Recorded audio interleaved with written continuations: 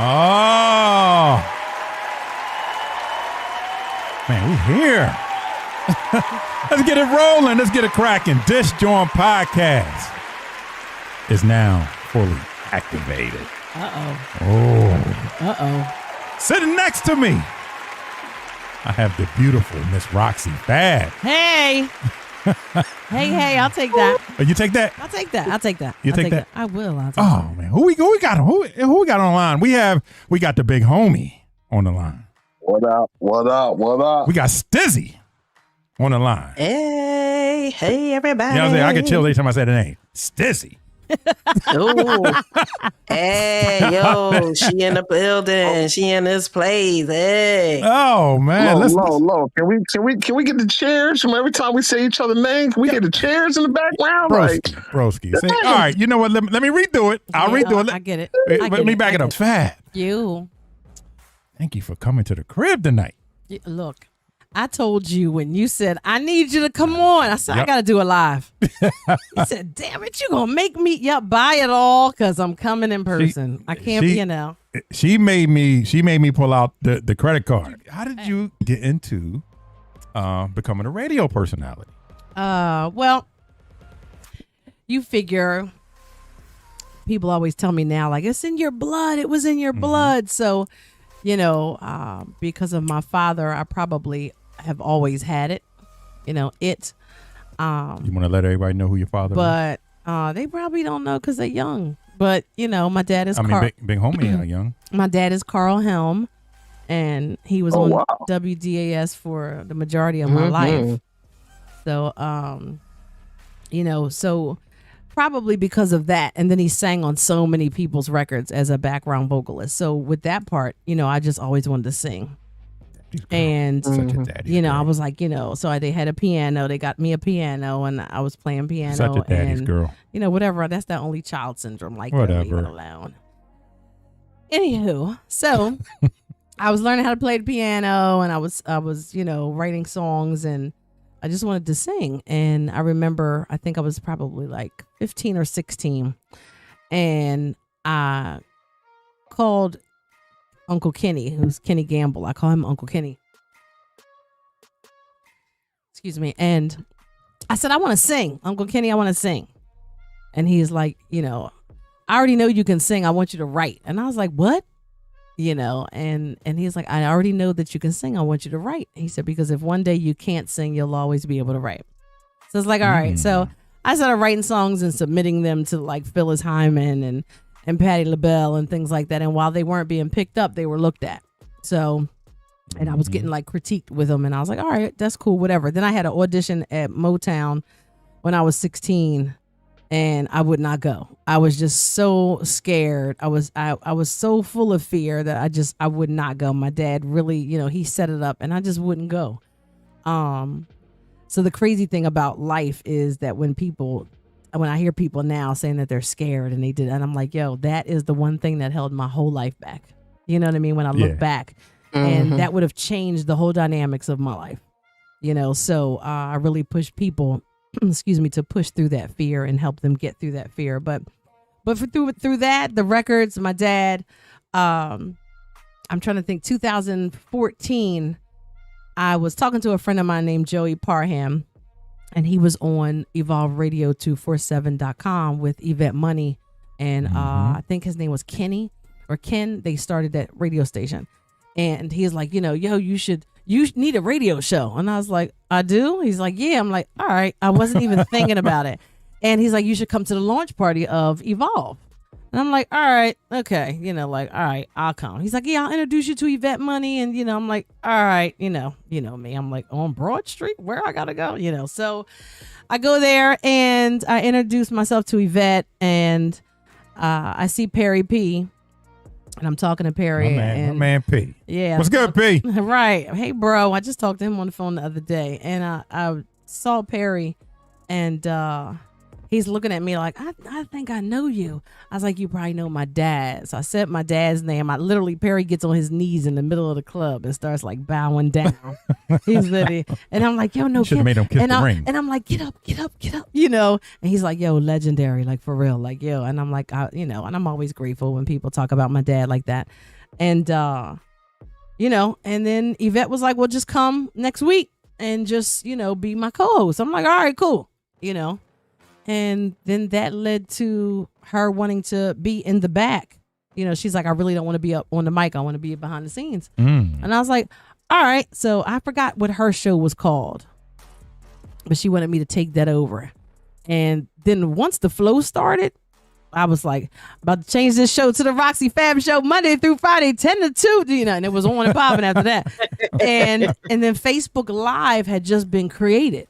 And nobody knew what it was. So one day I'm on my phone, I'm on Facebook. I'm like, yo, what is this button? I'm typing, what's this live thing? So I push it and I'm like looking and all these people are coming up, like live. And I'm like, yo, can y'all see me? Because we didn't know what it was. Yeah. And they're like, yeah. Somebody was like, can you see us? I'm like, not like y'all see me. They were like, oh. I'm like, oh, bet.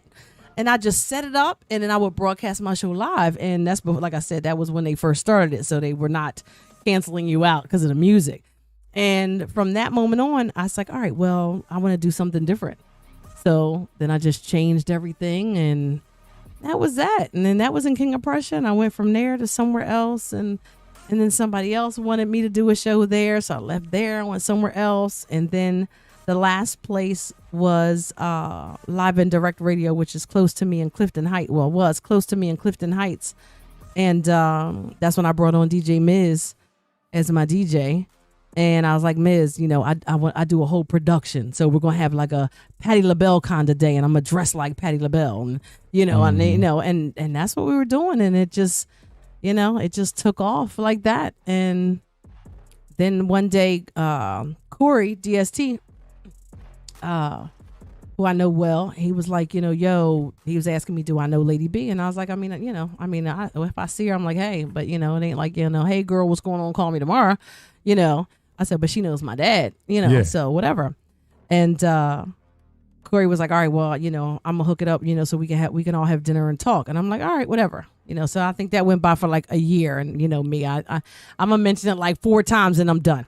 Cause, cause my thing is this, if you really want to do something, you'll do it. I shouldn't have to repeat myself and ask you. So since he approached me with it, I was waiting for him to just set it up on a follow-up. Right. And the people get busy or whatever, so, but then January of 2019, I went to, the old school hip hop show, and I took one of my girlfriends, and we're partying, whatever. We go to the after party, and I didn't have any tickets or anything. I just whatever.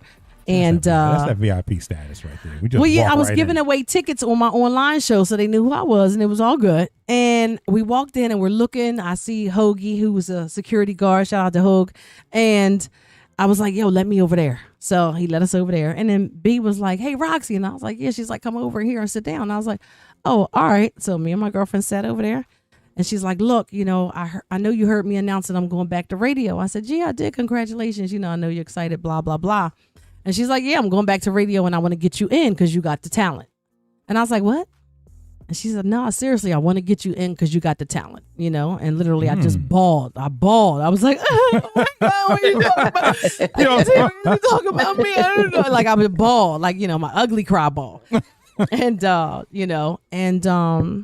that was that. And, I think the week after that was like promotions for the classics, station or whatever. And she just, was like, everywhere you can be with me, just come. And then and that's how that started. And then I think she started February 11th of 2019. And, it was just like, here, sit down, talk on the mic. I'm like, all right, I just don't want to, I don't work here. So Yeah. And we just started bantering every day. And I'm singing and telling jokes and whatever that was. And then August of 2019, they hired me. So, and Man, that's how that started. Right there. That's how it started, So I do. While me and her fell out and don't talk anymore, I will always give her that that bit of respect for doing what she said she was going to do. I like people who follow their word. You know what I mean? Your word is all you got. So, you know, she said she was going to do it and she did it. So, and that was that. And, you know, and then when COVID hit, there was nobody to record voiceovers. There was nobody in the building except me and a few other people. It's probably like 5 of us in the building. Mm-hmm. And the production guy hit me up and was like, hey, Roxy, you want to try voiceovers? And I'm like, yo, I took a couple courses in that. I do. And then boom, and that was that. So then I started doing voiceovers. Yeah, because I do hear you on the radio. Yeah, I started doing voiceovers for Radio 1 all the time. And then I signed up with another company in, I think, June of last year. That's out of California. And those commercials are national. But I mean, you know, I in these past couple of years, you know, especially since like 2019, 2020, you know, there was a lot going on at the station and personally, you know, and things just changed a lot. And it literally, I've always, you know, I won't say I always, but I've been going to church for years, and it literally drew me closer to go back to church and closer to my pastors and just closer. I needed my relationship with God to change. And I was like, you know, but in my head, I'm like, yo, but I'm not going to stop drinking Grand Marnier and smoking cigars and, you know, taking a little puff sometime. I'm not going to stop that. You know what I mean? But we got to have some type of relationship. And, you know, and it literally just changed. You know, I don't know. It just changed. And even though I literally just quit, I quit Radio 1 March 14th of this year. It was just time to walk away because so much is going on, and that affected my mental health for like a year. It put me on meds. It was just so much toxic energy there. And literally the day after I left, maybe 2 days after I left, I haven't taken the medicine since. And, you know, it's like, it was stressful. It was really toxic. It just got to the point where I was the elephant in the room, you know, and to walk into somewhere every day, knowing that first day I got hired, I was holding HR's hand and my manager's hand, crying and praying with them about how long I wanted to be in there. Yeah. You know, I was holding their hands like, I'm so happy to be. I mean, I was full of so much joy. And to walk in there and know that you are the elephant in the room was just the worst feeling ever. And I was like, my faith and my belief is so much bigger than this. I was like, my talent is, you know, and it's funny because it's not arrogance, it's belief. I was like, my talent is so much bigger than this. My gifts are so much bigger than this, you know, and when am I going to control my own destiny instead of having someone else tell me how much I'm worth? They're going to pay me X amount of dollars per hour because this is how much I'm worth. And I got to come in at this time. And if you're late, I was like, yo, this is over. But let me ask you this. I'm going to ask you. It's all right. Because we're going to get deep. Here you go. This JAWN podcast. Do you think it was because of jealousy? Well, no. You had to fall in it. No, to be honest, I didn't. 1,000+ people did though. You know, they still do. They come to me still now. Like, you know what that was, right? And I'm like, no, I don't want to be the one I don't ever want to say that. I don't ever want to admit that. And they're like, no, you know what that was. You know, well, the crazy thing is I just posted something the other day because what's today? July 5th. So yesterday, 2 years ago yesterday was when they gave me my first show, my first and only show. They gave me a shift on July 4th, 2020 from 3 to 7.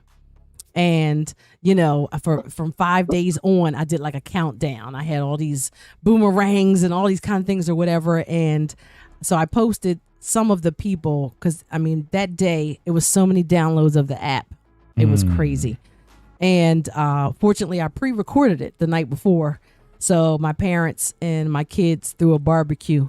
And we barbecued and we blasted it and we were able to listen to it. And they got balloons across the backyard that said congrats. And my family's so dope. And white neighbors like, what are they doing over there? They were loving the music, you know. And it was just good to have my dad sit outside and let my dad hear it. You know what I mean? Like it was. I bet he was proud of you. It was like, oh my God. I mean, as soon as I was like, it's funny because it started playing. And I was like, I think this is the song. I think this is it, because I couldn't remember my list of the music. And I was like, I think this is it. And then as soon as that song was going out, my intro going into another song, and I was like, Classics 107.9, it's Roxi Fab. What's going on? Happy 4th of July. I'm going to hold you down from 3 to 7 p.m. Today we're going to rock out. The music's going to be good. I need some potato salad and some ribs. And we're going, and I started bawling immediately, like, oh my God. Like, oh my God. Like, I mean, I bawled, and my kids were crying, and I was like, oh my God. And, my other kids, you know what I mean? You always got other kids. My other kids was there hugging me, and I was just like, wow. And, and then in my head, I was like, that's fucking amazing. Like, and just to sit there and listen to that was just like, wow, and so my post yesterday said, on this day in 2020, in all caps, they realized my talents and gifts and gave me a shift for one day from 3 p.m. to 7 p.m. It was over 175 downloads in that one day, more than the week before and the week after. And, something else I said, and you guys showed up and showed out. And I said, less than 3 weeks later, I was pulled off the air. Again, they realized my gifts and my talents, so with that being said, I definitely feel like, they realize like, yo, okay, wait a minute. If we give her this, and she tore it up, she's going to knock this out the box, and that's what it was. It was jealousy. Right. But my thing, I'm not that, my thing was like, well, nah, because we could all do this together. Like, we're all on the same station. Like, this could just be, like, how great this could be. But a lot of people don't think like that. And it's they sad. got that crab in that barrel mentality. And it is, and it's sad that they don't, especially when, you've been doing this for years. You know what I mean? They've been doing this for 40 years. And sometimes it's past the baton time, and you groom who you want to pass that to, but you got to be ready to pass it. And and because sometimes it just is, Kirk Franklin. I don't know if you watched it, because I wasn't really watching it heavy, but what was just happened? The BET Awards, was that it? I think it was the BET Awards. Yeah, so the BET Awards, Kirk Franklin and Lil Baby won for Best Gospel Song. We Win is the title of their song. And Kirk Franklin, got up there and took the award. And then there's a gospel group called Maverick City. It's a white boy in there, girl, black guy. He called them up to the stage. They're amazing. He called them up to the stage, and he was like, first he's like, I want to thank you guys for, giving this award to me and Lil Baby. And he was like, but there comes a time in our lives. He said, I've been doing this for 26 years or something like that. He's like, that you got to pass the baton. Yeah. He's like, you can't, just always just keep taking and taking and taking. You got to pass the baton, and he literally says, so Maverick City, I'm giving y'all this award. And he gave it to him right there. Ooh. See, I love him. Yeah. That was real. It was huge. He gave them that award right there. And, and people, they just don't want to let that go. And and the thing with me is too, I have my own lane. You know what I mean? I don't dress like any of them.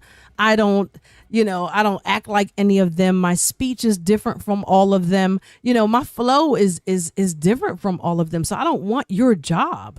I wanted my own, to create my own way. Well, but I can say this. Whenever I watched you always brung the energy. Oh yeah, no, absolutely. You know what I mean? You always see, now when you put that up against the other personalities, they didn't bring the energy. Yeah. And that's the reason why you got so many fans. Everybody love you. You know what I mean? You bring the energy. I mean, but it's just, I think that it's also too, when you with me, like, once I know the mic is on and it's time to go, I'm ready to go. Like, I mean, I was just like, literally, I'd be like a kid inside, like, oh my God, you know, like my parents can turn on the radio and hear me talk, like, you know, and that's literally like how I would feel every day. Like, and then my kids would be texting me throughout the day, like, yo, I just heard your Foreman Mills commercial, you know, and I'm like, Yeah. Foreman Mills, like, I'm just like, oh my God. So it's like I said, it's not, I never want anyone else's lane. I'm not the same. And if those people dig really deep down inside, they would recognize that they're not the same either. You know, we are all our own unique individual with our own unique talents and gifts, and nobody's are the same. You know, they may be similar. They may be similar, but they're not the same. You know, you may have an amazing voice, you know, but you might can't get down like that. You might can't dress fly like that and just give it a little joint when it's time to pie, you know? Yeah. Well, you know, not everybody can be a Los, but it's cool though. You know what I'm saying? It's cool though. You know, so yeah, so I mean, you know, and like I said, I don't dress like them. I'm not, you know, it's just different. And, you know, now that none of them speak, you know, it's all good. You know, like I said, I give that little horrible. bit. It is, but you know, that then the sad part about it is, and I hate to say it, but that's Philly. You know, and it's really, really sad with that. But that's what I say. It's Philly. And as long as when I'm in a working capacity, if I'm the one that's directing you to do something, as long as you listen to what I'm saying to do, then you don't have to speak to me. But, you know, I speak because nobody will ever say she didn't speak. Yeah. Exactly. You know, and I don't ask an open-ended question. I'm not stupid. I just say, hey, hi. And keep it moving. I do my fantastic my teeth smile. Hi. So and keep it moving. Will we ever see it another Roxi Fab show come out of Philly? I don't know. People keep asking me to, you know, you should bring your show back. You should bring your show back. Yeah, we need that. We need that energy back. But I feel like it's different because with radio, you know, it's usually a 4-hour show, you know, sometimes it's 5, you know, and I just, right now, to me, since I quit, I am just living my best fabulous 53-year-old life, and I just don't want to sit down for 4 hours and do that, you know, and it needs to be live so I can interact with people. It can't be pre-recorded, and that's my issue. That's my issue. I think you're gonna miss it. You know, no, I miss it now. I do. But I miss it now. And the other thing is too, I don't want to do none of this. I want somebody else to set it all up and do it. I just want to come. You know what I mean? Give me you know, Braveheart. Freedom. Right. It's crazy because it felt that way when I left the building. So like say that morning, it was just like, whoa, wait a minute. Is this real? Like I said, you know, effective next Thursday. I was trying to be nice and give them some time. Tell me you ain't give them a 2-week notice. No, it was like a week. It was like 5 days, maybe 4. You know you don't quit no job with no notice. You supposed to just give it to them. I know raw. now, because see, black people are so ignorant. So and it's funny because my brother Damon was like, yo, why are you doing that? And I was like, well, just because, you know, it's always the right thing to do. He's like, they don't think it's the right thing to do when they fire you. Do they give you a week notice? But I know, but I'm just not that hood. You know me. I'm not like that. Man. So I went in that Monday, the 14th. And, you know, my manager says, hey, Roxy, let's meet at 1:30. And 1:30 is when I leave. So I was like, all right, I ain't think nothing of it. I'm in there cutting commercials and all that kind of stuff or whatever. And he comes in the studio and he says, oh, we're going to, you know, make your last day today. And see, that's why you don't give them a week notice. I know. And I because thought about you give it them when that he week said notice, they always, right. As soon as they get that email, they'll let you go. And he was like, I'm going to make your last day today. You know, we have somebody who's going to cover, and trust me, ain't nobody been hired yet. You know, we have somebody who's going to cover and help out. And da-da-da-da. I was like, all right. So I'm finishing up what I wanted to do. And he's still standing there. And I'm like, what's up? He's like, I need your key fob. And I'm like, oh, all right. I give him the key fob. Like, I don't give a shit about this thing. Yeah. So I, you know, finishing up and he's still standing there. I was like, yo, you walking me out like I'm stealing some shit? Yeah. Like, you know what I mean? And he was like, well, you know, I'm supposed to. And I was like, that's funny as shit. All right. You know, and he's like, is there anything that you need to get? I said, nah, I cleared all that up last week. I took everything I needed to take out of this joint last week. Now. You hit him with the bye, bitch. You know what I'm saying? He didn't want you flipping the dust over on him. Yeah, you know what I mean? On the board, look, just sliding tracks all over the place and shit. I was like, in my head, I'm like, I don't argue with you. That's your other employees, bro. Like, I don't do that, you know. And I just laughed. I was like, yo, that's funny as shit. I was like, all right, then. You know, I grabbed my book bag and and I just walked out, you know. And when I got outside, I took a picture, and you know me, I'm just like, you know. And I took a picture and was like, you know, when I posted, I was like, this is my resignation face. You know. Yeah, type under that bye, bitch. You know. And, you know, but the love was like crazy. My phone's blowing up. I had bought some furniture off of Facebook Marketplace in Glassboro. My ass was headed to Glassboro, you know, and with a cigar in my hand, I'm smoking, got the music pumping. I'm cool. And Mina Say What called me, you know what I mean? And Tiffany Bacon reached out. And a bunch of other people reached out as well. And, you know, with Tiffany Bacon being the program director of WURD, you know, she left Radio 1 last year. And, yeah, after all them years she put in, she left for a better position because they weren't giving Tiffany Bacon a full-time position. She was like, like weekends and fill-ins. And like, it's like, come on. Yep. So, and for years. For years. For years. Yeah. I love Tiffy. I mean, you know, she started almost like a genre for us. You know what I'm saying? Like, Jesus. But anyway, now she's blowing up and doing her thing. And she called me that day and was like, look, You already go down to WRD. Well, she's like, you already told me everything that happened. I just called to check and make sure you were all right. I said, Tiffany, I'm good. I said, call me in like 5 days and see if I jumped off the cliff. But right now I'm good. You know, and she was like, well, just know I'm going to have a whole lot of fill-in work. And if you're down, I was like, yep, I'm in. So, I mean, it's been great. Tiffany calls me at least a couple times a month, and I fill in for shows there. I did a live broadcast there, a live broadcast for them on 52nd and Haverford on June, it was Philly Cigar Week. So it's June 18th in the morning at Spectrum Health. And, you know, I mean, so like I said, so Tiffany, you know, she looks out and she was like, no, you have it, the talent. And I was like, look, I'm grateful. So, you know, it all works out the way it's supposed to be. And literally all the work I just did my invoice for the company I work for voiceovers and sent in my June invoice. And it's like quadruple, if not more than what I made at Radio 1. Wow. So it's, yeah. Wow. I mean, you get the cliz out. Yeah. It's like, you know, I mean, and when I go home today, I have to cut a commercial for Radio 1 anyway. So, you know, I mean, you know, so it's I knew that I could do that. Yeah. You know, and I've always been able to speak appropriately when it's necessary. And not just talk hood. And not just talk hood, you know, because I'm not. Because I know when you talk hood. Because I'm not from the hood and I can't fight. Like, yeah.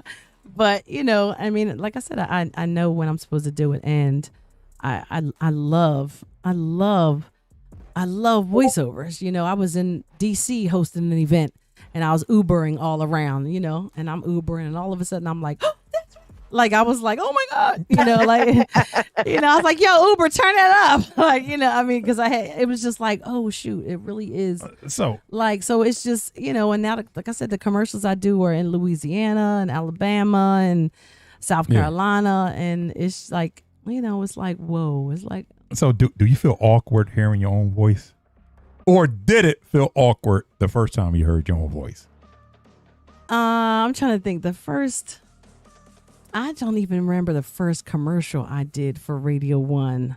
How you not remember the first? It's probably in my phone. Yeah, come on. Shut up, Los. That's like the first time you had sex. No way. You should remember it. Question: how many for the voiceovers? How many times did you have to like redo it or do it over before you perfect it?